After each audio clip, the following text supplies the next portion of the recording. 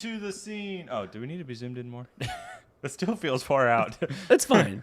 If Are they you sure? if they want to see us, they can lean closer toward their screen. I mean, I could zoom in. That's not hard. Welcome to the Homebrew Guys podcast. Woo!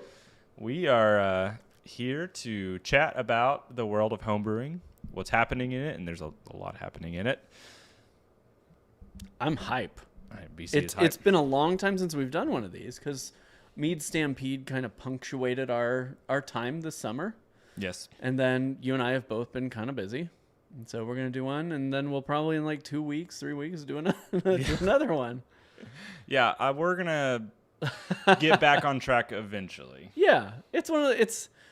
You don't want to cram in too many podcasts with not enough content too, right? Yeah, We've had like 45 days to build up some great content to talk about. Yeah, tonight. and there's a lot of good stories here to chat about. Goofy stuff to talk about this evening. So I want to shout out to Rob Rogers. 3 years. That's a long time. 3 years he's been a member of the channel, and he wants me to say, Slayer! The dog got scared. since Dog Stick Fetch isn't here tonight, he's out at a show.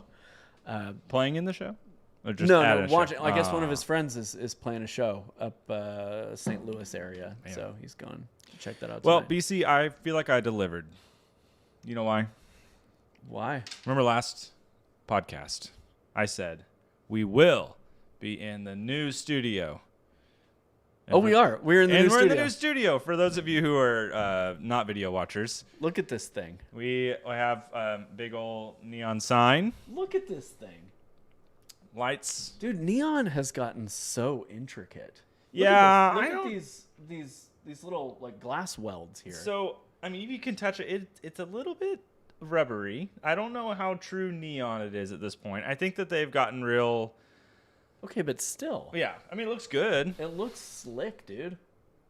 So You should be proud. I'm happy. It's much cheaper than it was when I priced it out 2 years ago. Yeah? It was about half the price, and I was like, okay, I got to do it. So, new backdrop. Just like you got a new backdrop. I know we're not at the point of talking about what's new with the world for us, but Yeah, we can talk about that later. yeah. Well, We should talk about it later because I got a couple of negative comments on my video today about it.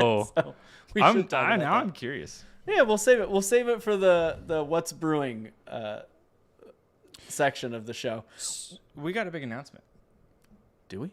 We're having a baby? We are having a Mead baby? Yeah. I feel like we kind of did with that one mead. That's true. That's true. So Somebody gave birth to we're that thing. announcing really early for this year the Cattle Battle mead for our special category. For anyone who doesn't know what Cattle Battle is, for Mead Stampede, is called the Cattle Battle, and it is a ingredient based semi part of our competition. We tell you the ingredients we're using, but we don't tell you the recipe. And this year is, after lots of demand, the cereal milk lactimel. That's right. I'm gonna put this up on the screen. I'm gonna find a This place. is the current. This is what's going on in BC's house. Yeah, so I am brewing this year's, and particularly because we chose something so wacky, it felt like He wanted to own it. I wanted to own it. We asked Mandy if she wanted to brew it. She was a little uncertain about Right. making this work, which I understand. It's odd. And so what we're doing, so this is my tests. None of the cereals you see here, and let me blow this up. I'm going to cover you up real quick. Okay. See that? None of the cereals that we've chosen here are necessarily the final cereal. We're just doing some testing. So I brewed, This is not the recipe. Don't think it's the recipe. This is not the recipe. I brewed a 5-gallon batch of lactimel, which turns into a lot of cheese curd on the other end of Yeah, things. what'd you do with all those cheese curds? We've been slowly eating away at them, making a lot of queso right now at my house. So I racked that off into 1.25 gallon buckets today, and then I added some cereal to each of them, so we can see how the cereal flavor marries with the lactimel. Yeah. And then I'm going to bottle up each of these batches. We're going to send some off to Mandy, and we'll taste them and make some decisions about how we want to proceed. So these might be the cereals. This might be it. They might not. We might Go ahead and make 4. Raisin If Bran. you just go ahead and make these, you'll be safe for next year. You know what I mean? And Yeah, then just you make can 'em get a all. little, just go ahead and make them all. So that's Cocoa Puffs, Fruity Pebbles, Cinnamon Toast Crunch, and Crunch Berry Captain Crunch right there. So you heard him. We have to be very specific here. It is a cereal milk Lactimel. However you want to infuse the cereal, but this needs to be store-bought, off-the-shelf, accessible cereal. Yeah. And a Lactimel. Yes. And you've made a Lactimel I have. not long ago. They are actually very good. They're not what you think they would be necessarily. It's the land of milk and honey, man. It literally is. We have our first. I thought you were kidding. No, we're not kidding. And I know that this might be. Some people are going to say, "Well, there's no way I want to try this." But here's what I want to say: you need to try making a Lactimel at least once. And if there's any time to do it, it's now. Why not? Now. Yeah. Why not give it a For shot? Mead Stampede. And, who knows? I was pleasantly surprised. I was not planning on making one at all. And then I kind of got, forced into making it for my Discord. Mm-hmm. It turned out okay. Honestly, it was good. And so... and we've had some medal at Mead Stampede. We have. We had a really, really good one this year. That was the horchata one. Oh, man, that was fantastic. So we're doing it. We're going all in this year. So don't be afraid. Don't be afraid. Start brewing it now, and then when you register for Mead Stampede next year, April, I think is when we usually open those up. That way, you'll be prepared and ready to go to register your mead in April for our cattle battle. But a Lactimel is kind of a style that needs some age. It needs age. Nobody's out here making Lactimel hydromels just yet. I mean, I guess they might be, but in my experience, a whey-based mead needs a little time. And so we are opening this up very early for y'all so you can have the time. Start them now. Give them time to age. Also time for you to maybe make a bad batch and restart. Because I think the truth is, like, with this being experimental in your own world, you might have to do 2 batches. And that is okay. Yeah. That is okay to We're doing more than 1. Yeah. 4. We're starting with 4. Dude, the smell of young Lactimel is very odd. It's like just shy of barf. But also smells like mead. Yum. But also smells kind of chicken brothy. Like it's a very odd smell. Like when I was smelling it today as it was racking into these different buckets, I was like, who thought this was a good idea? Well, we know who thought this was a good idea. Well, and here we are. So that's our big announcement as far as Mead Stampede is concerned. Now, that is, for anyone who doesn't know, our mead competition. You should be brewing not just Lactimels for that, but you should also be brewing your own other things in anticipation for that. I think that I know that our mead competition is going to grow even more next year, and we're excited for that. We want to see your mead. And even if you're afraid to send it in, even if it's something that you're like, I just don't know, you really never know until you have someone else taste it. And sometimes that means someone who doesn't know you. It's not your mom or your dad or brother or sister. So send it to us. I'm going to shout out to Larry real quick, just promoting his 30 months as a member. If you want to become a member or a patron of either of our channels, it's very easy to do. Just navigate to our YouTube page, click on the About section probably, or click on any of our videos, and in the description there'll be ways that you can support us. That is incredibly helpful. Yeah. Honey ain't cheap. Nope. Running a YouTube channel seems like a lot of fun, doesn't it? It also ain't cheap. Yeah. And so your support for our channels means the world to us because it helps us make sure that we can make these things possible. And it goes beyond your ingredients. It's also helping to upgrade sets, and equipment. Yeah, I mean, we've got better podcasting equipment now, and it is because of you guys and your support. So thank you. Yeah, we really appreciate you. Well, you can show here.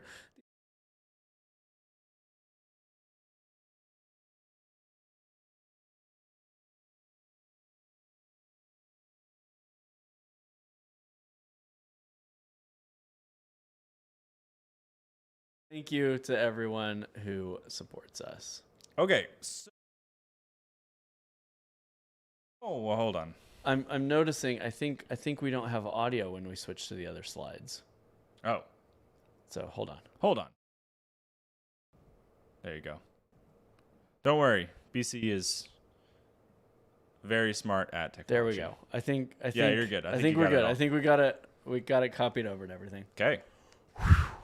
We're safe. You got to bear with us. It's a new setup, so we didn't have all the audio copied over. BC, we got to talk about the world. Oh, we jumping into the brews? We're in the brews right now. So, after our half-month hiatus, I don't know where we're at this point. We have had a bunch of things have happened. A lot of money has been stolen from the home brewing world.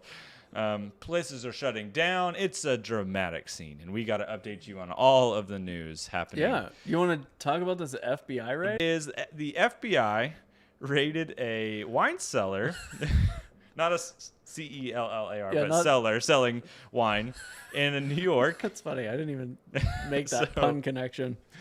They raided someone who sells wine for basically not taking care of business. So they had been closed. It says closed since March 10th due to selling alcohol without a license. Somehow, I mean, it's New York. It's just free rules. It's a free-for-all out there. They're just going to do whatever they want. And they said the owner, I'm not going to totally shade them, but these two people are being investigated for allegedly selling wine to customers and failing to deliver it, including orders worth over $1 million. So, can you imagine ordering $1 million worth of wine? Yeah. And how then do you even do that? Is that like a DoorDash thing? You like load up the app, Uber Eats, sort by price, high to guy low. in his, Just start those tapping. bikes, those New York bikes where they have like the pizzas and it's just a guy. It's like a giant thing in the back. Like, you know that you see those videos from India where like there's a guy on a bicycle and he's got like 50 crates of fruit on the back. Puts $1 million worth of wine. So they're getting in a little bit of trouble. This was big news, and I'm not like as involved in the online wine scene as I guess I need to be. Yeah. But in the wine forums where I found this article, people were like, "Oh, it's finally going down." Oh, is this like a known thing, and we were just like finally getting mad about it? Yeah, I guess these people have a history, so to speak. That's interesting. Well, let's switch gears a little bit because we went from wine people not providing because they're sketchy business to now a sad thing. I think it's sad. No, I say that. I don't remember the last time I had an Anchor Steam beer. I am devastated. It's probably been a decade since I've had an Anchor Steam beer, but they're good beer. It's steam beer, right? Like it's like some kind of like West Coast like thing that they do. They call it a steam beer, and it's like a different process. Interesting. I'd be curious to actually like see that process because that does sound like a different style of brewing. So they're closing down though. Yeah, after 127 years. That's a long run brewing. Yeah. After 127 years, Anchor Brewing Company, known for its steam beer, is closing down due to significant financial losses. They're letting go 61 employees. The tap room closed on the 1st of August. And I mean, I guess they're gone. It says that their revenue has declined by 2/3 since 2016. So like that's. I wonder if they just stopped like putting as much rapid. beer out in places, or if they like what's the decline there? Because you'd think after all that time that they would be able to support. Well, I mean, like I said, have a fan base. Like you have years and years of a fan base that would theoretically be purchasing your stuff. I don't know. Yeah, I mean, like I said, I don't remember the last time I had an Anchor Steam beer. The steam beer process, in a nutshell, uses a lager yeast that's more warm temperature tolerant. Okay. And so it makes sense to be brewing those on the West Coast, where some of those breweries are in areas where temperature control might be kind of difficult. It's not as nice, yeah. So, you know, it's interesting. I think that it opens up a space in the market for other steam beers to come to the forefront. But I'm also curious, and chat may have some opinion on this. I feel like maybe it's a style that's dead. Like maybe people aren't super interested in that style of beer anymore. Yeah, I don't know. I need to go buy some. Is it, wait, was it August 1st? What did it say? Yeah, it's done. The tap room closed August 1st. That means that all the beers right now that are floating around from them are going to be collected. Oh yeah, maybe we should start a secondary market of Anchor Steam beer. It wasn't selling before, but now in the collector's market. Maybe, I don't know. People collect that kind of stuff. So I don't know. That is tragic. It's sad. It's sad. It's always sad because it's not like Michelob or Bud Light. Yeah. Or, it's a kind of craft brewery. Right. And so it's kind of sad to see something that's over 127 years old just kind of fall out of the market.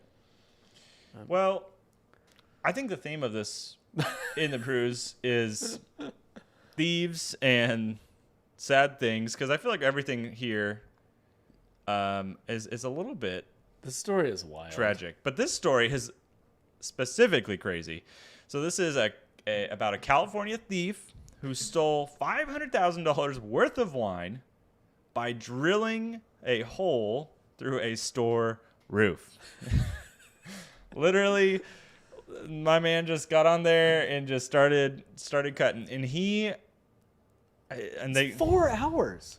He was in there 4 hours, and they must not have had any. I don't know how you have that much stuff and then not secure it. So some of the stolen. I mean, obviously, we can all envision this guy sitting up there with a chainsaw or whatever he was, cutting it up. Chainsaw? Probably not a chainsaw. It's like Mission Impossible. He's got lasers and robots and stuff. Maybe he did have lasers. Has like a thing where it comes down through the ceiling. Dun dun dun dun dun dun dun. Some of the stolen items include this is nuts. A bottle of Chateau Petrus, I don't know how to say it, from 2016, valued at $4,500. I don't know if I could ever spend, even if I had. If someone dropped you $100,000 right now, barrel of whiskey. Yeah. Yeah, I cannot fathom. Anyways, that's beside the point. This dude made out with that bottle, a rare Scottish whiskey worth $6,000. He finally fled when the alarm was triggered, which was 4 hours into his heist. Nuts. So he obviously was doing just fine getting away from that. The owner was talking about how he's got all these security systems in place, but never expected that somebody would drill a hole and drop down through the roof. It's wild. Now, you think he's going to have some safety precautions now? I mean, I hope. Hopefully insurance reimburses for all this stuff.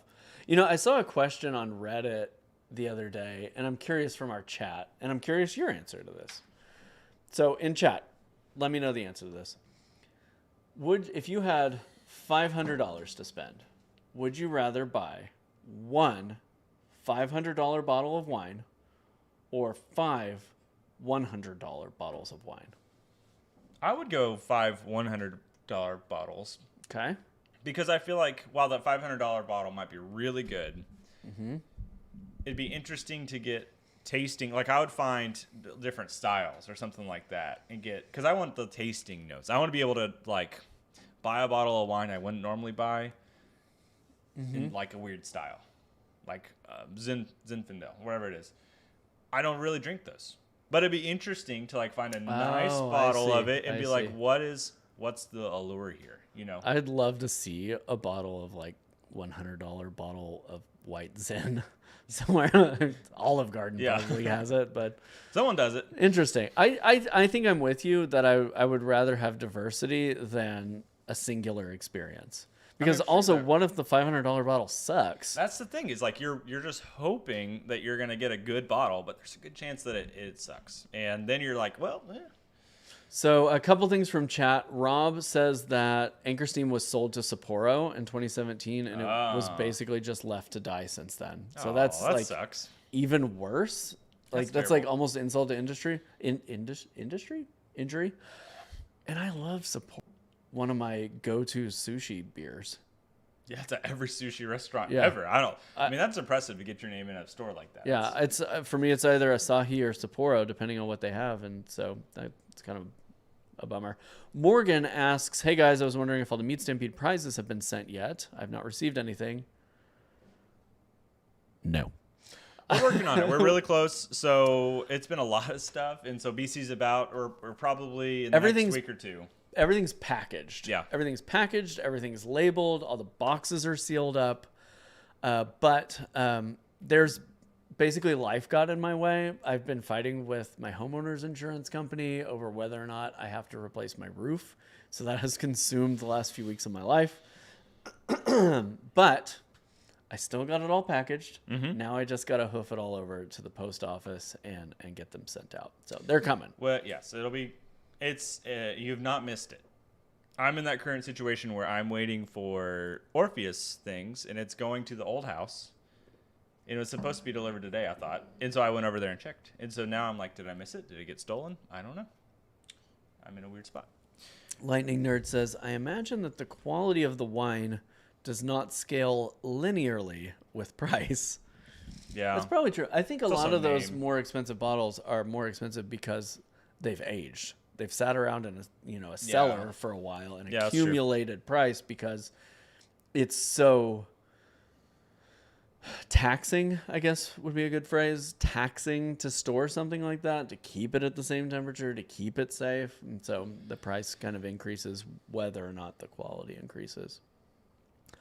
Fun Pants wants to know if we're going to talk about the Texas Longhouse Mead controversy. Are you familiar with this? I'm actually not. Well, it just happened last night. So should we do like a breaking news? We got BC up here in the chopper. Yeah, this is BC in chopper 10. Is one wing heavier than the other Yeah. for the helicopter? Action news. For some reason, we're in a helicopter reporting on trademark infringement. Slow and go on I-44. Someone in their car right now is like having such. There's a mattress in the southbound lane. We got a semi jackknifed in the northbound lane. Watch out for brake lights. It's slow and go out there. So this guy posts to r/Mead last night. Says, I'm starting a meadery. Finally starting it. It's called Longhouse Meadery. Oh. And as you can imagine, that situation devolved quickly.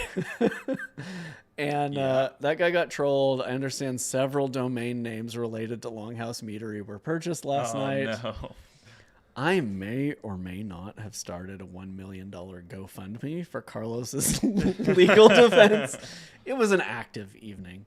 Anyway, Carlos posted about it on Instagram. Obviously, we all support Carlos. Yeah. And I'm going to just go on the record. I don't think this other dingus is going to even get a meadery started. Do you think the guy knew, or do you think he No, was aware? he claims he's completely unaware. But I think he also does not understand what it takes to get a brand off the ground. And if you haven't even Googled the name of your meadery before you announce the name of your meadery, that tells me you don't got a lot of business sense. Yeah. Compound that by going through this guy's Reddit history, and like many of his posts are about how much money he's losing in the stock market. Oh no. I think Carlos is probably safe. So, Well, I sure hope so. And I mean, I'm sure after such a brutal, the internet's ruthless, man. They could really. especially when my Discord gets a hold of something. It's true. There's some active people in your Discord who will go out and take action. And did. Okay, let's move on to the next one. Should I talk about this? I want you to talk about the next one. Okay, so But you talk about also, I've been to one of their retail stores. Though. Okay, you go for it. No. No, You should, I have too, because when I went to Minneapolis, there's one. When did you go to Minneapolis? Why didn't we go together? For the Iron Bee. That first year, I went to that competition. So you went to Northern. Okay, so we both Yeah. own this story. Go for it, man. I kind of like. That was my first time going in a big homebrew store. Like Yeah. that. I'd been in the Oklahoma City one. I'd been in, I think, only that one at the time. It was cool, and I don't really love. I don't know. I have mixed feelings about Northern Brewer and some of these things because I know their parent companies are kind of funky. Mm-hmm. But they are closing down their brick and mortar stores, which I think is only affects a small amount of people, in truth. The people who are local to those stores.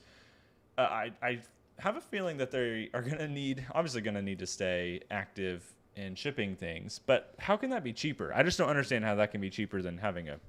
They have a really active homebrew scene up there. So yeah. I feel for the people up there. I mean, they basically said that it wasn't working. It wasn't working for them. And so, I mean, they posted it on Reddit. Interestingly, this didn't create a lot of waves, but I think after the news, if you recall, it wasn't that long ago that Northern Brewer and Midwest Supplies Parent Company bought several mom and pop online shops and shut them the F down. That's true. And here we are, like a year later. I feel like a while back on a Homebrew Guys, you mentioned something about, in this regard, I don't remember the exact statement, but you mentioned something about you think things are going to go south. So here we are. All right, this next one's also in my opinion, kind of good riddance. Yeah. But I feel for the people up in Minneapolis, St. Paul who have to figure out where to get their homebrewing supplies. Like the rest of us. Kind of sucks. We've got a local people. We've got great. Our people are awesome. Yeah. So this one's cool. I want to give a shout out to Janae, who wrote this article. She's a friend of mine. Okay. And she has provided fruit for me to make a copy of the program. Only one has come out of Oklahoma. We know a guy who's, would his be Master Sommelier if he goes through this path? Is that what that is? I think that's like a level above. Oh, okay. So, but he might get there. Yeah. Because we have, and I don't know how, we have several sommeliers in Oklahoma and several that are Oklahoman, but I guess they're not this like master som level. Well, there's only 273 people in the whole world. You think about that too, though. Yeah. How many of those people are in California? That's what I want to know. California, Paris. Yeah. It's pretty cool. I think that's awesome. It's what's wild to me. Sorry. No, go ahead. So it says here, when she passed the exam in 2007, it was only being given once a year. It took Warren 5 attempts to clear all 3 sections: theory, tasting, and service. Now, some people are going to go, that's a knock to her. I think that's more of a testament to how difficult it is. Yeah. Like, I guarantee you she was probably studying and doing a lot of tasting and things. A lot of tasting, yeah. And that's just the state of that achievement. Did you ever watch the documentary Somm? I did. So good. It was really good. So good. Like, if you haven't seen it, watch it. Yeah. Those people, I would not want to spend any time around them. But they are super tasters and yeah. super smellers. The ability to smell and taste something that, it's like palate expanders, right? But for them, they can tell you the grape, they can tell you where it came from, the soil conditions. Like, it's totally different. What was the bee's name? Tell me. I think that's super cool. Need for Mead says, Man-made mead. I've got some Primitivo wine aging in a bourbon barrel. I'll send you a bottle when it's done. Primitivo is the Italian version of Red Zin. Hey. So there you go. You get a fancy Zinfandel, man. Is it worth $100? Because yeah, you have to pay. Send it my way. He's sending it COD, so you'll have to cough up some cash when it gets here. I want you to try this mead. This is a mead. I will talk about it a little bit. This is from one of our 2 meaderies in the state. Oh. This is I don't think I've ever tried their mead. Really? Okay. I don't think so. Have you ever been to the state fair? No, I didn't try it at the state fair. You texted me and told me your opinion. So gives me this like side eye. I want you to try this. Uh-oh. Oh no. I think your camera died. Oh. We're coming back. Don't worry. I got this. This is intentional. Yes. We wanted to do a blind tasting of this mead. It's back. It's back. Now. It is going to be live. Fun Pants says, I lost the stream. Ad break. It was a great time to lose it because our camera went out. Okay, so B&G Meadery. Is it Ada? I don't remember. No. In Stonewall, Oklahoma. They go to the Stonewall, Oklahoma. I learned today that if you want to buy a pawpaw tree, you can buy one in Stonewall, I've been Oklahoma. waiting to buy one for all this time. It's Oklahoma's version of the banana. Interesting. I don't know why that was stored in my brain. Continue. Stonewall. So they're in Stonewall. They're the older meadery of the two that are in Oklahoma, and it's a mom and pop. And I think recently someone in the family unfortunately passed away, and so the son, I don't remember if it's the mother or who it was, and so they've had a little change with that, but they produce some mead and species first time trying it. It smells good.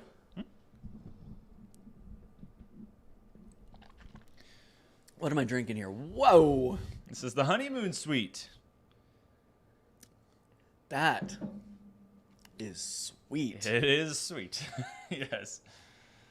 I'd ask for a hydrometer and a graduated cylinder. Holy smokes. I would guess 107. Yeah, it's up there. This thing is super sweet, and It sticks to my teeth. the bottle's a little sticky. I've been washing my hand in this Star Sand water. I don't know how that happened, but it got a little sticky. That is... I have musts that don't taste this sweet before I pitch the yeast. Yes. This thing is 10% right now.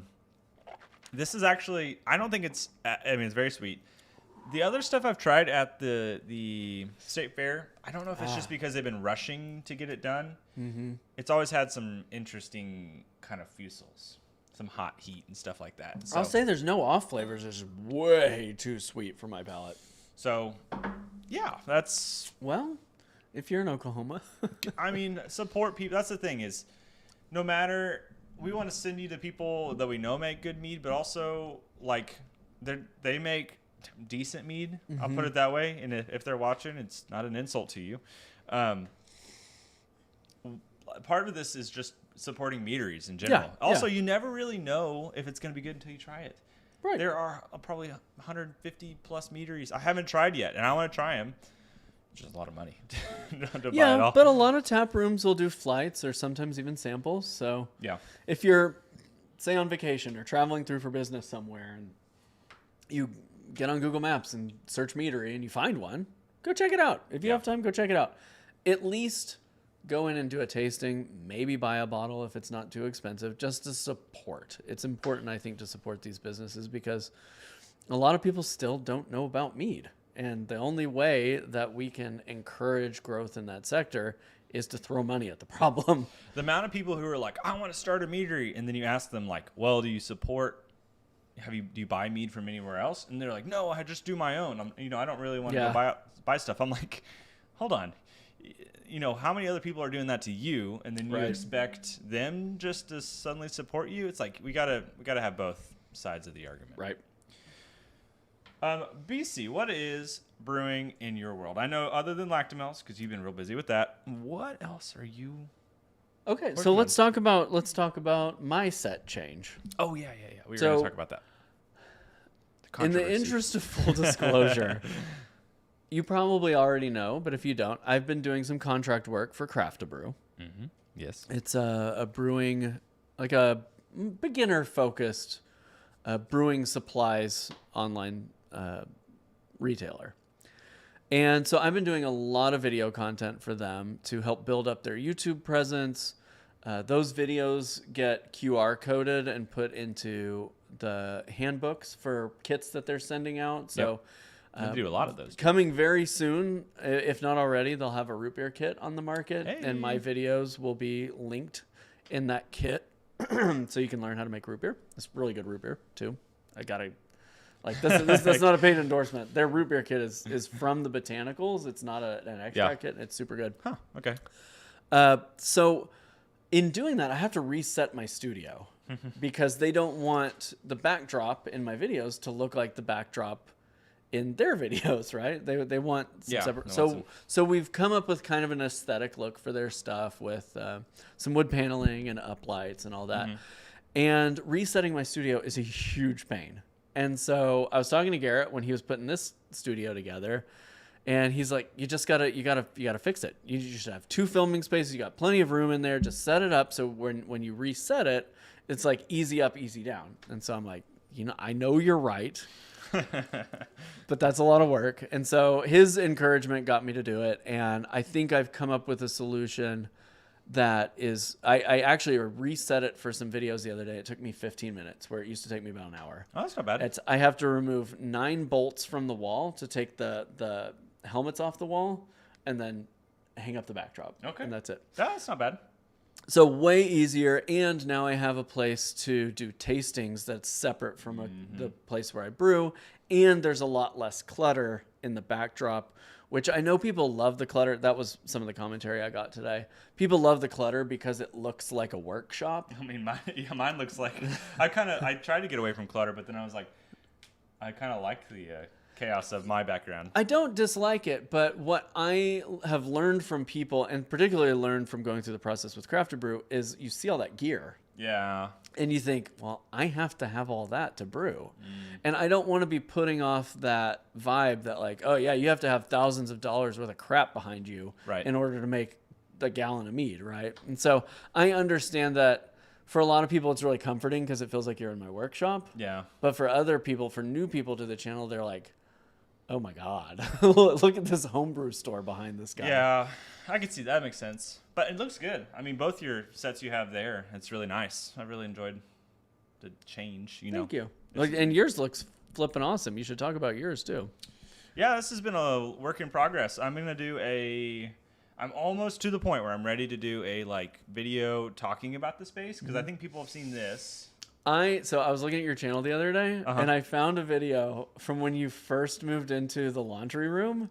Oh, and it's like you with a handheld camera going around and showing people how you're going to set it up. And I was like, oh my God, there should be a side-by-side of this versus that. It is very different. With the whole transformation. Because this video is really cute. It has no views. Oh, and yeah. It's like Garrett with his washing machine. I'm so excited, man.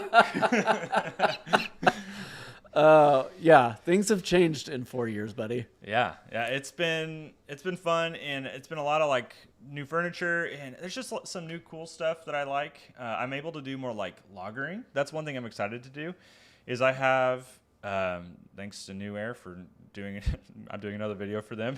I'm able to do lagering in one of my New Air things, so I'm going to spend a lot more time doing that. And then I have a can fridge, and I'm just able to be more experimental, and it just looks better. So eventually there will be a what the space looks like, but I'm waiting for a couple things. It's really cool. I gotta say, being in here, it's really cool. It's all in one, having a sink now. That's been a game changer. Yeah. I still can't. I don't have a garbage disposal. So when I had the other day, I was dumping 20 pounds of fruit, and I was like, I'm not gonna put down that sink. So then I have to still go down the stairs and take that out to the trash can or whatever. You need a chute out one of these windows. I'm pretty sure my wife would kill me if I just had a little just a fruit chute. She would not. Yeah, you can put a little decal on it that says fruit chute. Just dump that crap out in the yard. Just right 2 stories down. It'd be great. I'll play this clip for her. Let her yeah. This will be the Lucy. Garrett needs a fruit chute. So, it's been fun. It's been fun to mess with this, and my favorite part about this new backdrop is that I've just included small knickknacks from all of my history, and so there's small stuff that it's just fun to look back at. From the little washer dryer hidden up there. And so I got a little sip and savor. Viking horn from when my roommate got me that, and just a lot of cool stuff. So it's been fun. It's a cool set, you guys. I'm not BSing you. Walking up here was Envy City. It's not just the set here, but everything happening over there. This is an ideal room. And I say that because I saw a comment from Steve who says you just need rollaway panels for the backdrop. I need you to explain to these people how small the room I brew in is. There's not any space because of the amount of carboys and stuff he has to put in places. It does not operate well for moving around.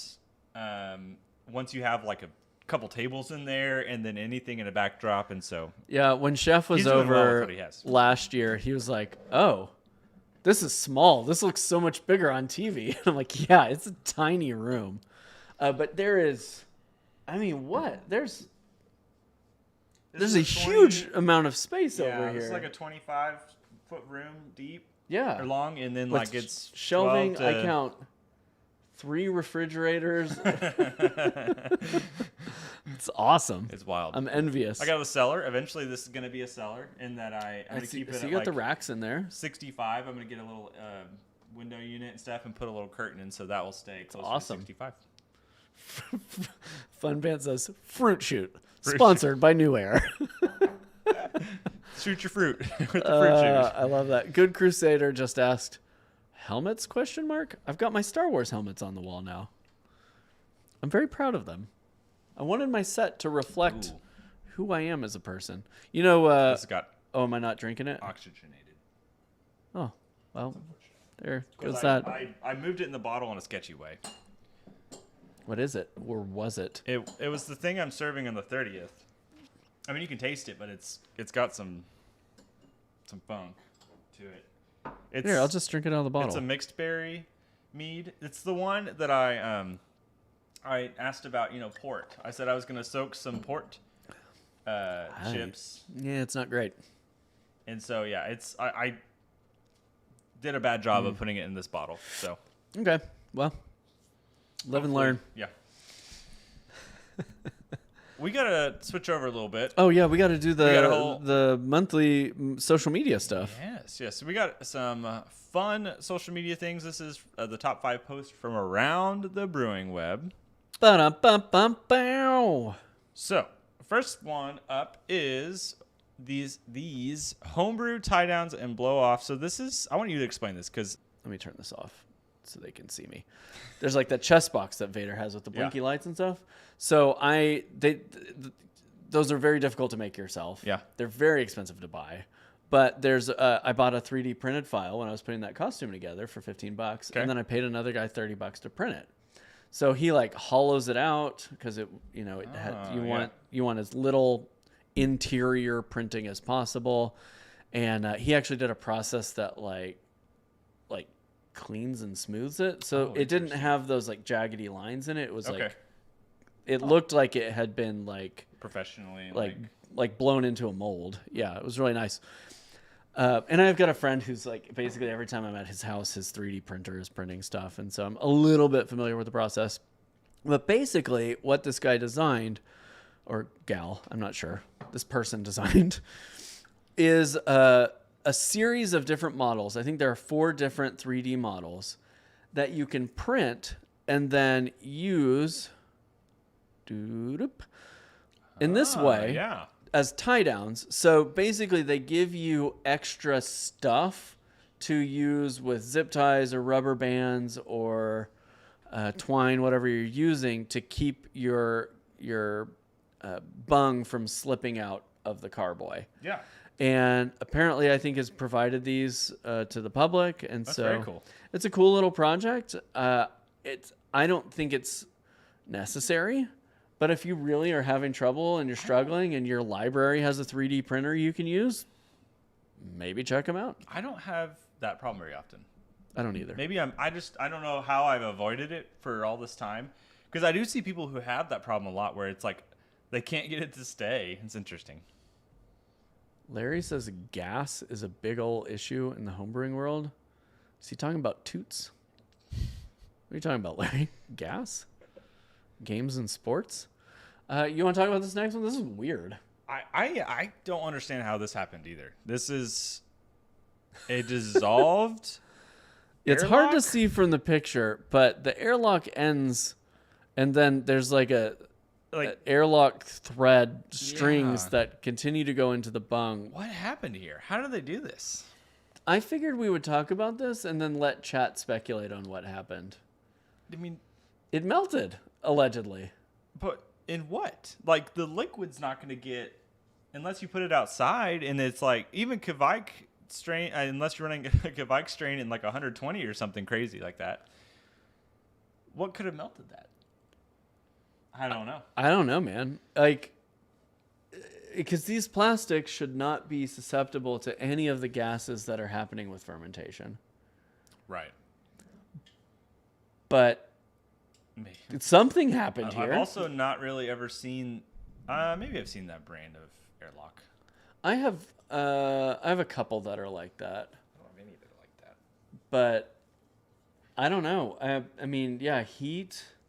I mean, clearly the plastic wasn't stable somehow. So it could have been an error in the manufacturing of the plastic that led to it. I've never seen this. Now, I've had some airlocks like bend or warp, but never turn into like threads of plastic sheeting. Are you very odd? If you had to switch to only 3-piece or S airlocks, you can only ever use one. Which one would you use? This is going to be an unpopular opinion. Oh no! But I would switch to S-shaped airlocks. Why is that? With 3-piece airlocks, with my history of 3-piece airlocks, they're made out of a different kind of plastic than the S-shaped ones are. And so I have found them to be more brittle. And so my 3-piece airlocks I have found tend to splinter or fracture, where I've never had that experience with S-shaped airlocks. Now, it takes years for that to happen, but I think overall you're going to go through less replacing of S-shaped airlocks than 3-piece. I have broken so many S airlocks. How? Taking them out of the bung and just trying to move them, and then that little spot where it connects to the part, it goes, and it just I've never had that happen. I have broken probably 25. Not intentionally. I'm just trying to get that out I've of broken there. 3-piece ones trying to put the dumb cap on the top. See, I've never broken a 3-piece. This is weird. This is... How are we living different lives right now? Are we in the Twilight Zone? Yeah, that's wild. I can't explain the dissolving thing. I can't either. I don't know if anyone try in the chat. So, silicone breathable bungs is really where everyone needs to be. I want you... What are all these pores up here? What is this? That's the honeymoon suite. That's the Oh, DG. okay. I don't want any more of that. What is this? Smell this. What is it? Smell it. Okay. What do you get? Burnt oranges? Yeah. I'm getting like gym sock. It's not that bad. This is almost 2 years old at this point. This is a Sour Patch Mead. The one of the only bottles left in existence. Okay, well, the citrus makes sense then. Mm-hmm. The sip I took was too much. Whoa! Okay. Oh. It's like, surprising. Pretty good. Pretty bad. I mean, Pretty it good. is spot on to what... Yeah. It's a Sour Patch Kid. That's weird, man. It's not bad. I poured a big pour because I was getting down to this. Oh, yeah, getting and down I to was the like, sludge. so you don't have to drink all that. I just was like, I might. if it is good, then I'd rather go ahead and get my pour now. All right. Let's see. Good Crusader says using pipe cleaners to clean the S-type airlocks is ideal. Larry says I almost never use the 3-piece. I just bought a 2-piece. Good Crusader says S-type are more fun to watch. I definitely think that's true. Are you able to look at this next one? Because I have... What is it? Apparently I'm not a part of this group. What was this? Here, I'll just put it up on the screen. Oh, yeah, I can look at this one. Okay. Are you ready for this? I'm ready for this. So this one went a little bit Facebook viral because of... I don't know what we should call this. I think there needs to be a name for this. I don't know if tonight's the night to come up with a name for this. Here's our brainstorming session. But there needs to be a name for a person in a hobby who presents an idea, is confronted with feedback, explaining to them why that's not a good idea. Okay. And then becomes belligerent about any negative feedback around their thing. So what happened here? This gentle sir bottled up some mead. It's foamy. You can literally see foam in this mead. Put it all in the fridge and said, I'm cold stopping this. And so people on the thread, this is in Mead Recipes, Techniques, and Tips, this person was confronted with some feedback and kind and Yeah, a concern. concerned Yeah, feedback yeah, okay. that maybe this is a terrible idea, and here are some reasons. And not only that, here are some visual aids showing you how you can blow out the shelves in your refrigerator doing who've this. done what you're doing, Yes, and yes. Now, And this person flipped their shit and was like, "Oh, I guess we're just criticizing everybody now." And this is not isolated to homebrewing. You see this in lots of hobbies where somebody like needs to double down when it's pointed out that they're wrong, and it's like, no, you can just like humble yourself a little bit and accept the fact that you're new to this. right. It's okay to be wrong. And you're in a group where there are lots of people who know way more than you, and it's okay for them to gently help you out. Yes. So I included this in this month in brewing because it's an important reminder that putting your brews in the fridge, active fermentations, does not stop that process. No. I was in a rental. This is when I very first started brewing. So this was like 2010, 2011. I was in a rental and I got addicted to ginger beer, like non-alcoholic ginger beer. Like you just sweeten it, put some yeast in it, Right. let it sit on the counter for a day, stick it in the fridge. And I was making dark and stormies, big, rich, dark rum and big, heavy pint pour of ginger beer. So I made some ginger beer, left it in the refrigerator, went out of town for 2 weeks, came back, every bottle was gone. Man. My whole kitchen floor in this rental was covered in sticky residue that at one time was ginger beer. Fortunately, none of the shelves blew out, That's wild. but every bottle was obliterated in there. Glass everywhere, sticky ginger. And it's because cold doesn't stop fermentation. It slows it. In some circumstances, it may kind of halt it, but anything can tidal forces could help reignite that process. That's why, I think everybody watching this right now doesn't really use Brewsy, but that's why Brewsy stuff is so crazy, is because that's the only thing that they say is going to stop your fermentation. And so then you have all these people who are everybody likes sweet stuff, so they stop their fermentation super duper sweet, and then they go put it in there, and one, you're drinking yeast at that point, because like it's still in there, and then it's also not safe. I'm gonna throw this to chat. We need a term for this. This belligerency. Yeah. Like I want it to be like noob-it-all, because they're like a know-it-all, but they're also a noob. Noob-it-all. I don't know. Y'all come up with something great. It will add it to Urban Dictionary. It will become the new phrase for a hobbyist who just started yesterday, but already knows more than the people who've been doing this for years. It's just like, Hop in the Discord. We can chat about what the name should be. hop on the Man Made Me Discord. That's where our Homebrew Guys Discord channel is, and you can join the conversation. We need a term for this. And also, folks, stop trying to cold stabilize stuff. It's dumb. It's an outdated idea. It doesn't work. And from personal experience, it can be incredibly destructive. Don't do it. Be smarter.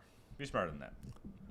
I'm gonna let you take this next one too, because while you're doing that, I am going to find a bottle, because we got a little bit left to go, and I don't know that I'm passionate enough to finish that. Passion, it's not the word I would use for it. Something that's more interesting. Okay, so this comes from winemakingtalk.com. It's a very old internet forum. Oh, you could open that bottle that's over there too, if you want to, just for fun. This person made a wine out of oak leaves. I like the description that he puts there on preparatory things. Autumn oak leaf 15 wine. Yeah, read liters? Yeah, read the description. 15 liters of rinsed oak leaves, sticks, stems, and creepy crawlies removed. Gotta Very get those important. creepy crawlies out of there. 0.5 kilograms of sultanas. Two times lemon. Is this 2? Lemon zest and juice? Yeah, 2 lemons? yeah. Okay. 2 oranges zested and juiced. 3.5 kilograms of white sugar.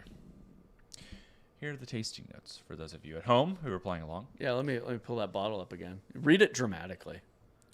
there's a slight cooked mushroom. Smell from it which isn't unpleasant. This might go in time. I see that calm, I don't know how to say this. More? Add elderflower to their autumn oak leaf. I don't recall their wine having a mushroom smell. Could be the elderflower type of yeast or just time. Just time. Anyway, it's good. It's good. It's good. Next year, I think I'll double the sultanas and It's a 9 out of 10. shop them rather than leave them whole. I'll also shoot for slightly higher ABV, 13.5% maybe. I gotta give props to this person for the guts they had to go out and scrape up a bunch of oak leaves and turn it into a wine. That's a very Jack Keller thing to do. Yeah, it is. I don't know that I'm interested. No, I'm not interested. But definitely the most unusual wine I've seen on Winemaking Talk recently. You gonna take this last one? Let's do it. Sorry, I was thinking about something else. So I know that you've been looking for a good bridge between seafood Always. and mead. Always. I want to see those two come together. Well, I got great news for you, my friend. Hit me with I it. have, not my own creation, but somebody has created a high ABV shrimp melomel Japanese cocktail.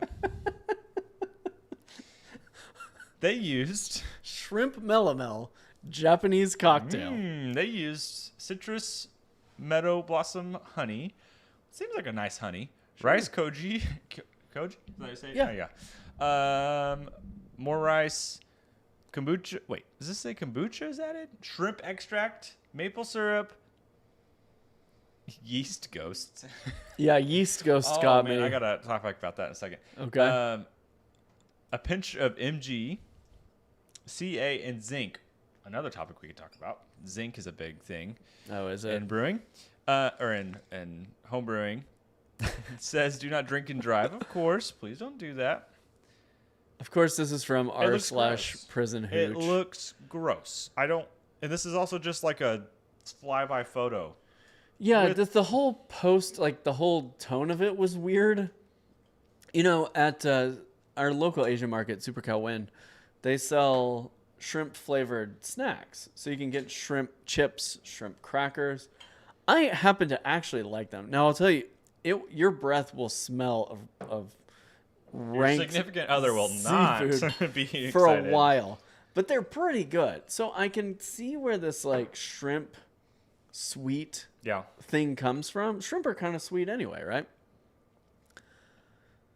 Which reminds me, Red Lobster has made their shrimp, whatever, unlimited shrimp thing permanent now. So I need to get over to Red Lobster and just, eat shrimp for 12 hours. It seems next year's Mead Stampede ceremony will be at Red Lobster. Do you remember there was a blog that went viral about a decade ago about Applebee's because they had unlimited appetizers where for like $20 or whatever you could get unlimited apps. Just go for it. And so this blogger sat at an Applebee's all day long man. ordering appetizers. And they immediately were like, nope, this is... That's going to be me with Red Lobster Shrimp Fest. Yeah, this sounds disgusting, but I can see that there's a nugget of like, maybe in there. I would encourage him to send it to Mead Stampede next year. No. No, thank you. I'll pass on that one. Okay. Shout out to my supporters. Thank you for members and patrons supporting the channel. And here are Garrett supporters over on Man-Made Mead. Thank you for supporting the work that he does on YouTube. So we have. Well, I want to know what is this? We had a bottle. We recorded a palate expanders episode for anyone who likes that episode, those shows. We have another one coming out eventually. I don't know when it'll be done, but there's another one done. BC brought 2 bottles tonight. We drank one of them for palate expanders. The other one's here. That's true. What do you have here? How about you taste it and tell me what you think it is?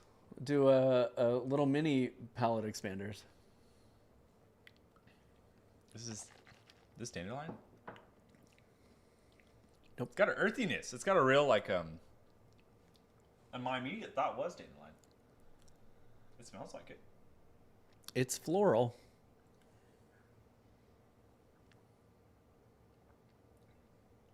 What is this? It's very young. I can tell. It's got a little yeastiness. It's a little petulant. At least in the... I'm having a hard time peeking through. There's a lot of yeasty character here. And there is a lot of that bright floral, but it does taste very dandelion, very not sunflower. So this is a traditional mead that's been back sweetened. Okay. This was part of one of the Craft to Brew series of videos. Yeah. So there's a video that'll be coming out at some point about their back sweetening kit. Okay. So I made their mead by their kit, and then I used their back sweetening kit to back sweeten it. Okay. And I bottled it very quick. You know, mead normally needs Sorry, about podcast listeners. yeah.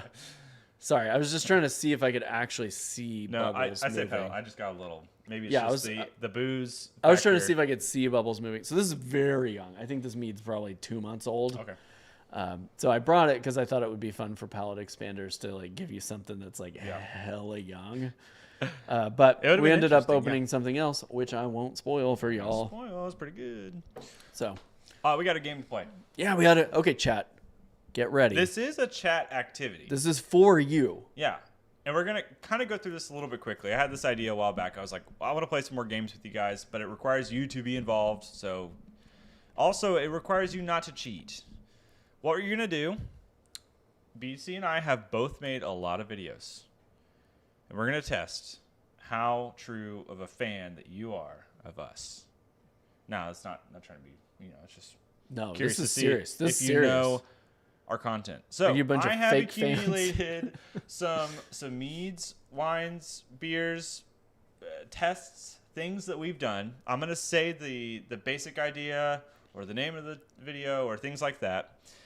And I want you to guess if BC has done it, if I've done it, or if we both have. No cheating.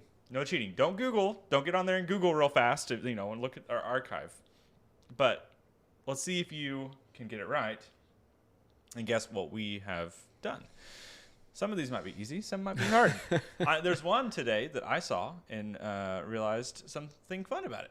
So, Tiger Pat asks, still have any of that oyster mead left? I do not. I dumped the last few bottles of that about 6 months ago. does not sound good. It did not age well. Okay, so You you're ready? running this game. Yeah, Yeah, I'm it'll be ready. easy. Okay, so in the chat, I want you to say do the most, maybe mead, or both. Yeah. Okay, so here's the prompt, I guess, is a dandelion mead. I feel like this is that easy. This is start. softball, man. I know. Is it though? Softball. Do you think people are going to get it?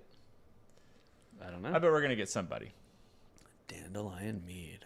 I know. Who did it? Who done it? Who done it?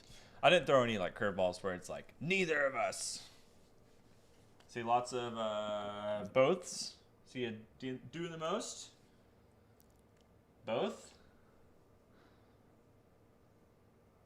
I'm gonna go by the basic consensus. Yeah, consensus Here is both. Both, and that is true. We have both done We have. a dandelion mead.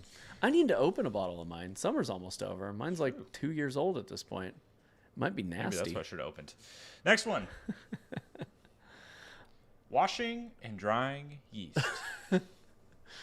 Now, does that occur in a washing machine and a dryer? Specifically, if you want to learn how to do it best. That would be a good April Fool's video. How to wash yeast. Get like a couple of those big old 1 pound packs and dump them in the washing machine. Oh, we've already got a bit planned with Mandy for April Fool's. Do you remember that? We had yes, that conversation. I do remember that. Wow. That's gonna be fun. Consensus is It's me. it is doing the most, and BC is the only one who's done that. I have not done that. Washing yeast is like going out of style. It's a lot of now. work, man. Well, everybody's doing top cropping now, rather than washing the yeast cake after it's done, they're harvesting their yeast by just scooping off the foam like 2-3 days in. Interesting. Not what I want to do. Yeast washing. Next up, out of vogue. Fruity Pebbles booze. This could go either way. You've done some crazy stuff. I've done some crazy stuff.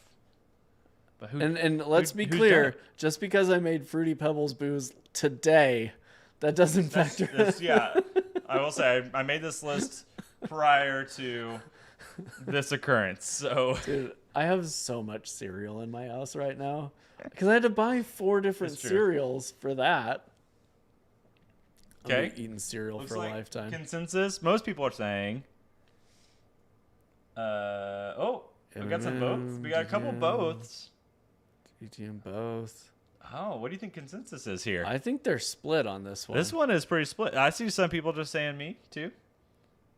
I think the consensus might be that it's you. Fruity Pebbles. Some might call it Hoochie Pebbles. Hoochie Pebbles. I have never made a Fruity Pebbles. I made a Fruity Pebbles braggot. A long time ago. I saw. I think it was a braggot. We caught you. The first got you there.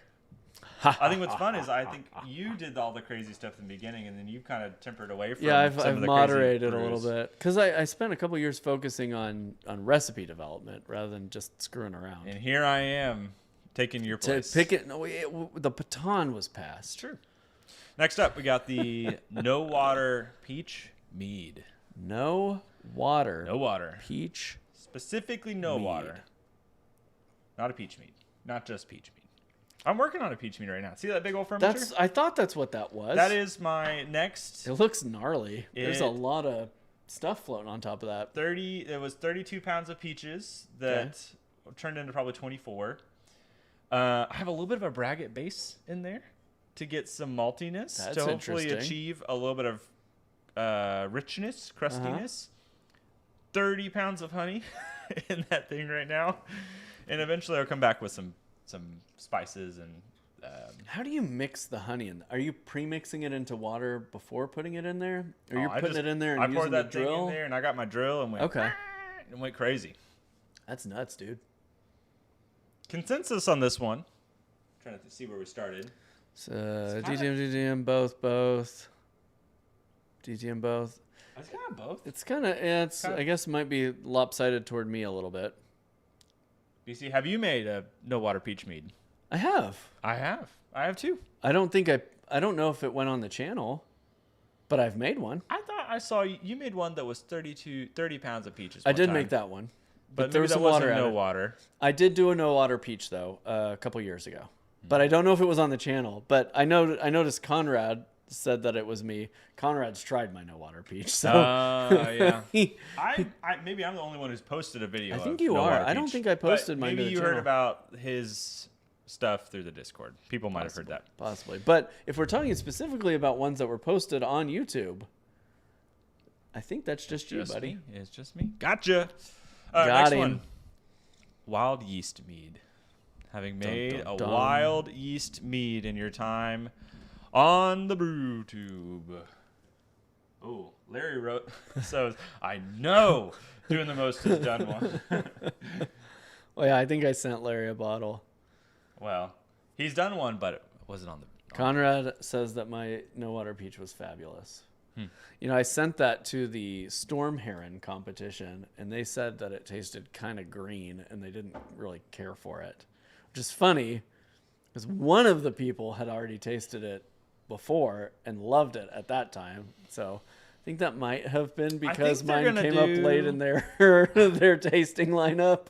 They're gonna do for the people who entered a kind of after party to talk about the meads that didn't quite make it to that didn't make it to the top 3. Well, I don't remember what the terminology is, but they're gonna do some of those. So maybe. All right, wild yeast mead. Who did that? Yeast. Got a me, got a you, got a both, got a question mark me. This was not very secure. People are not totally sure. I love this because it's testing. People are like, crap, have I seen all of your videos, or have they seen all of mine? Like, it's kind of fun. A little stress. Yeah, I think people are split on this one. Have you done a wild yeast mead? I don't recall ever doing. I've done a wild yeast mead before. I don't trust wild yeast for shit. Yeah, I don't recommend it. I wouldn't do it again, but I've done it.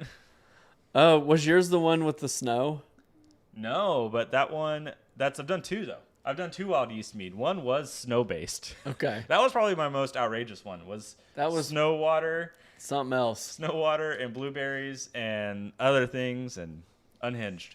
All right. Next up, we have an Acer Glen. Acer Glen. I feel like this one's a little bit of a softball. I don't know. It's hard to say. Is I it? thought some of these would be, but maybe not. Maybe I've gotten to. I don't know. Part of my challenge was to get it to where it was a little bit. Who knows? Interesting. You know what's funny? Was this the one we tasted right here today? Probably. Yeah. Probably. That's fun. I think I have two on the channel about that. Okay. All right, what do we got here? A lot of boths, a lot of DTMs. Mostly boths. And I would say they are right. We have both done an Acer Glen. I did steal from his video, actually in my video, so that's kind of fun. A little tip of the hat in my video to the doing the most. All right, next one we have the buckwheat traditional mead. Buckwheat Who has done it? Who's made a buckwheat traditional? Someone was asking me in my Discord or on YouTube or something. They said, what kind of acid would you add to a buckwheat traditional mead? Tartaric, maybe? And my answer, because it's so dark and rich and malty, I was like, citric could be too much. So I said malic or like tartaric. But like, what about phosphoric? You know, that's what they put in Coca-Cola. You know, I'm gonna do a little more with lactic acid at some point. I bought phosphoric for the first time the other day for a project I'm working on. We got a both. We got lots of boths. Got some me's. Not a lot of you. You know what's fun about this one? We both done one. You remember the time we both made a buckwheat traditional mead? No. You don't remember this? No. And then we did a whole video where we did you brought yours and I brought my buckwheat mead, and then we like tasted them together, and they're really different. No, I don't. It was like one of our first like videos we did together. I don't remember this at all. On my channel, I did a it's buckwheat called, traditional. But so you have not done one on YouTube. I guess I don't know, by proxy you've done one on YouTube because it was on a YouTube video. You didn't brew it for YouTube, but we did. It's called buckwheat mead face off or something like that. I don't remember this at all. Okay. Yeah. Well, that's fun. So was it good? I don't think it was very good at the time. Not that great of a mead. I don't remember this at all. Okay. All right, number how about a 8. tart cherry mead? Tart? We got 2 left after this. Tart cherry mead. Oh, Mel is saying, was that the one that we did with Opschog? Yeah, that was it. I think you gave me some yeast and Mel, incredible memory that on was you. pretty good. Holy smokes. Yeah. Okay, this is coming back to me. Yeah, I remember it being kind of gross and weird. Because you gave me some yeast and we both did it in like the goal. I think the goal of it was like same yeast, same honey, because I gave you buckwheat honey, different location. Yeah, we were seeing... Well, and it was like second generation yeast, right? Yeah, right. Yeah. Man, that feels like an eternity I think ago. that was one of our first videos like together.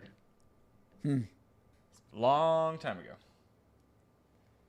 Tart People cherry are saying mead. for tart cherry a lot of both. A lot of both. A lot of you, some of you, some of me. Kyle wants to compliment your studio. Thank you. I appreciate that. Check. Test. Okay. Sorry, our mixer died. That's odd. Yeah, we're back. Yeah, I'm a big believer in tepache. I think the question is, have you ever made tepache? Is it just a me, or is it a both? I've never made tepache. It's always been on the list, but I have never made tepache. You've never made tepache. Final one for all the marbles, all the money in the world. You ready? I like that everybody like sounds the alarm that the audio went down. I appreciate that though, because the amount of streams I've done where things have gone wrong. Yeah. And people are like, please look. it's helpful. Yeah, no, I appreciate it. No, we got a mixer under the table here, and I don't know why it died. It just froze or something. That was weird. Last one. A grapefruit mead. Grapefruit mead. Final one. Again, all the points. Points don't matter. Remember watching his Larry said they didn't hear the answer on cherry. Have you ever made a tart cherry? Never made a tart cherry. Got it. Just I. Oh man. So coming off of sweetness of other things, the acid on this is pretty bright. Yeah. It's pretty bright. That's my 2022 tart cherry no water mead he's tasting there. All right, we're asking about grapefruit mead. Yep, so now grapefruit mead. Who has made a grapefruit? We got a lot of me. A lot of people saying me. So either they're confident that they've watched your channel and never seen it, or they remember a time where I've done it. Kyle says both. He's changing up the game.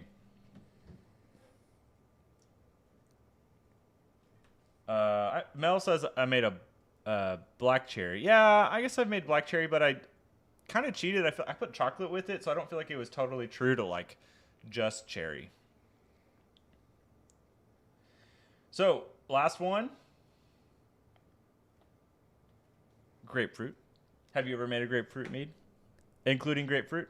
I don't think so. I have. It was one of my first ones I had made. It was in my Can It Be a Mead. I don't remember the 3 combo, but it was grapefruit and vanilla. That sounds revolting. It was not good. I want to say it was like a grapefruit skeeter pea when I was doing my Twitch show, but I don't think it was honey based.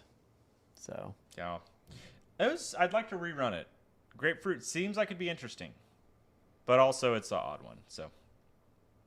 Well, there you go. Congratulations to all of our winners. The winner is all of you. Thank you for participating.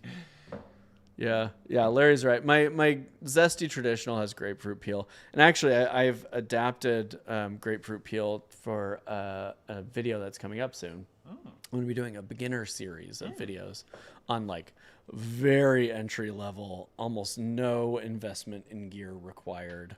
So like taking the doing the most philosophy and applying it to somebody who has no idea if they want to brew, but kind of thinks they want to. That'll be fun. So one of my recipes is adapted from a recipe on the channel that includes grapefruit peel for a wine. So interesting.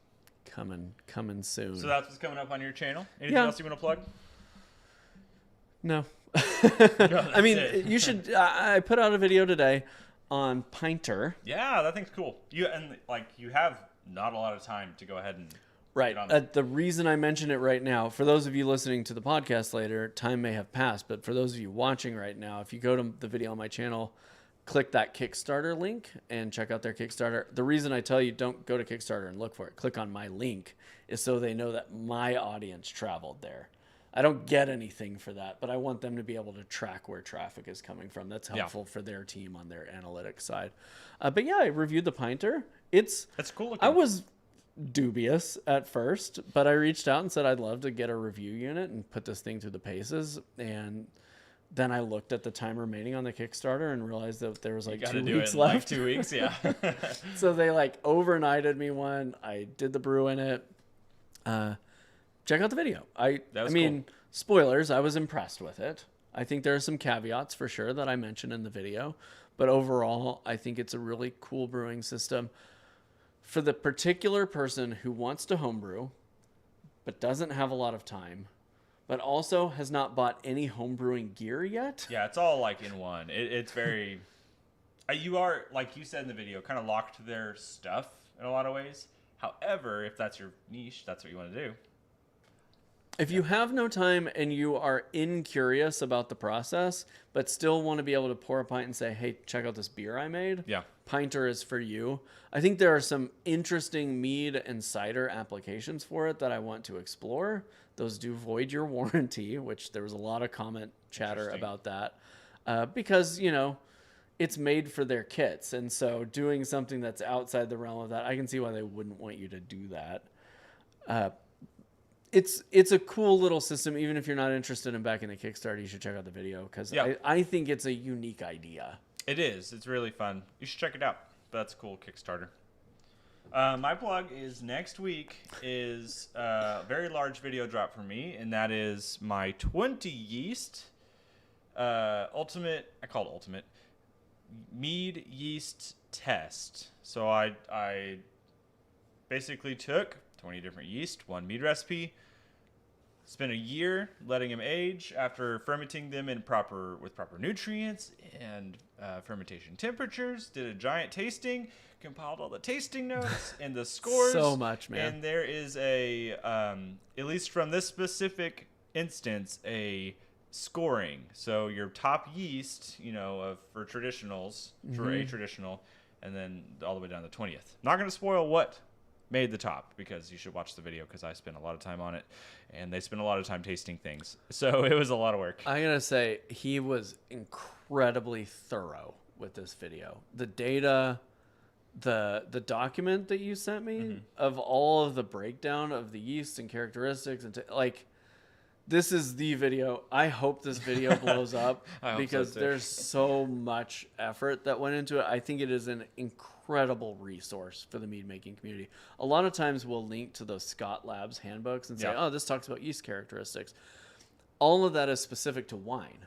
Yeah. And so what you have assembled here is a really comprehensive guide with comprehensive tasting and judging by Mead Stampede judges to say, this is what we experience with these yeasts in a traditional mead, and this is our ranking of our favorites. I don't want to take over your time here, but I want to reiterate to folks that this is an incredible resource, and you need to be watching it, bookmarking it, sharing it when folks ask about yeast characteristics, because this dude put in a lot of time and effort. One thing I really try to do at the end is compile based off of the manufacturer's data, which I'm very familiar with the white pages of lots of these yeast. Yeah, I bet.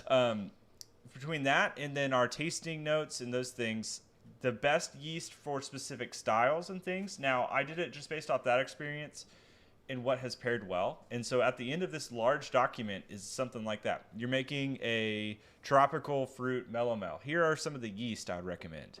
And if anything, I hope that you will use that to guide you maybe as you make some choices, and still do some research and just make sure you know what yeast those characters put off with that yeast. But I hope you enjoy it. So yeah, big video. DV10's not in there. Sorry, Kyle. I was gonna. This chat really wants to know if DV10 was in there. Well, that I think brings us to the conclusion of yet another Homebrew Guys podcast. Yeah, we'll be back in 2 weeks. 2.5 weeks. And let's briefly, Garrett, you should plug the thing that we're doing at the end of September. So if you are local to Oklahoma City, Edmond, I guess Norman, anywhere in the central Oklahoma area, there is a really cool Guthrie. Yeah, Guthrie. I guess Guthrie's way up there too. So there's an event hosted by the ABV Homebrew Club. It is in oh my gosh, what's the neighborhood? I don't remember the neighborhood name now. It'll be information in my Discord for that neighborhood name. Essentially, it's a time for you to come and try homebrew beer. BC and I will be there pouring some meads, and we'll just have a tent set up. And I'm bringing an apple cinnamon and another mead, and BC's bringing... I'm bringing a couple things that haven't been featured on the channel just yet. Cinnamon cream hydromel and a cherry limeade hydromel are my planned brews to bring with me. So we'll have some stuff. We'll be hanging out, chatting with people, spreading the word of mead, hopefully. And yeah, we're excited to get to share some stuff with you if you show up. If not, of course, that's you'll get to probably see some wrap up of that. Just like we'll have some fun. You might shoot some B-roll, something like that. But if not, whatever, come hang out with us if you're in the area. Lots of opportunities to come to Oklahoma and try stuff, including Mead Stampede next year. So maybe start thinking about that. 2024, July, middle of July time, we are going to have the Mead Stampede competition again with a live ceremony and tons of mead to try. So maybe start saving some money for a plane ticket or some gas money. Start putting $30 a month back. Yeah. And you can get your plane ticket next year. Yeah. Okay. All right. So we are off. We will be back in a few weeks for the next episode. It'll be our 12th episode, technically. 1 year, but I think we're a little bit past we're over a year, yeah. But I think next episode is a celebration, so we'll both be wearing tuxedos, and we'll see you then. Got mine ready. It's in the other room right here. Both looking like Pee Wee Herman. Until next time. I gotta get. Cheers. Happy brewing, friends. Cheers.